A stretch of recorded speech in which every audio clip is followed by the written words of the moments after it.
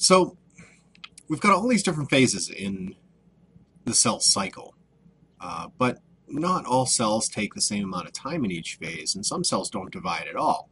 So how does a cell know when it should be dividing, when it should not be dividing? And how does it control that? A couple things to understand. Mitosis is not a random thing. Okay, just because you have a cell doesn't mean it's automatically going to divide. Sometimes it needs to divide more often than others. Sometimes it needs to not divide, because the fact is that if you have too little mitosis, you're not dividing enough, then you don't heal. And if you have too much mitosis, you have out of control cell growth. That's what tumors are. Tumors are cells that don't know that they shouldn't be dividing. So how is this controlled? What is the mechanism by which this is controlled? There's a few different things that cells can do to control this. For one thing, we have checkpoint proteins. And checkpoint proteins are proteins, enzymes, that will bind to certain structures, or when they are present, they will activate or deactivate genes. And some of the things that they can do is that they can pause the cell cycle and allow the cell time to fix errors, especially errors in DNA replication. Remember, if errors in DNA replication occur, then those errors are going to be passed on from cell to cell, and the problem gets worse, right? So if we can fix them, we want to fix them. We want to pause the cell cycle so that that can happen. We also don't want the cell to die while it's dividing. That seems sort of counterproductive, right? So we need to suppress the apoptosis function. So there's a checkpoint protein that stops a cell from dying while it's dividing. The other thing we need to figure out is how often or how long does a cell divide? Like, how long does it live? How long does it continue to divide? Some divide throughout their entire lives, and some stop after a certain point. Well, it turns out a cell has an internal clock that tells how many times to divide. It's called a telomere, or telomeres. And they're essentially like a fuse. They are structures at the end of the chromosomes. They're just a sequence of nucleotides, a specific sequence of nucleotides, that every time the cell divides, about 50 to 200 of those things just break off, and the telomeres get shorter. Okay, so eventually, after about 50 divisions, depending on the cell type, the telomeres are too short. They've lost too much DNA, and mitosis won't happen anymore. And so a cell essentially stops dividing at that point and then begins the process of getting ready to die.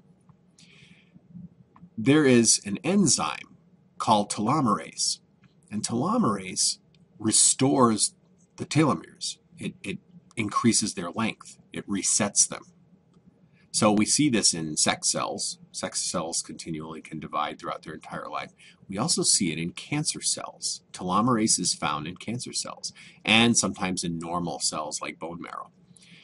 But it's not found in almost every other type of cell. Telomerase, you have in your DNA, in every cell, the gene for that enzyme, but it's turned off in almost every cell.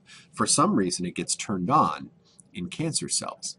And one of the things that they're doing as a way of dealing with cancer is figuring out a way to shut that gene off so that telomerase no longer activates in cancer cells. The presence of telomerase essentially will make a cell almost immortal. Okay?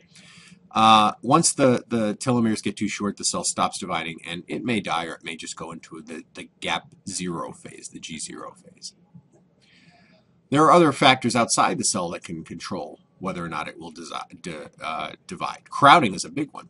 Skin cells, for example, when they get too close to each other, those oligosaccharides and lipoproteins that are in the cell membrane, they recognize when they're crowded, and they stop dividing. If you take a sample of skin cells, not your outer skin, but your epithelium or underneath, your dermal cells, and you put it in a petri dish and you allow them to divide, they'll cover the entire surface of the petri dish and then they'll stop.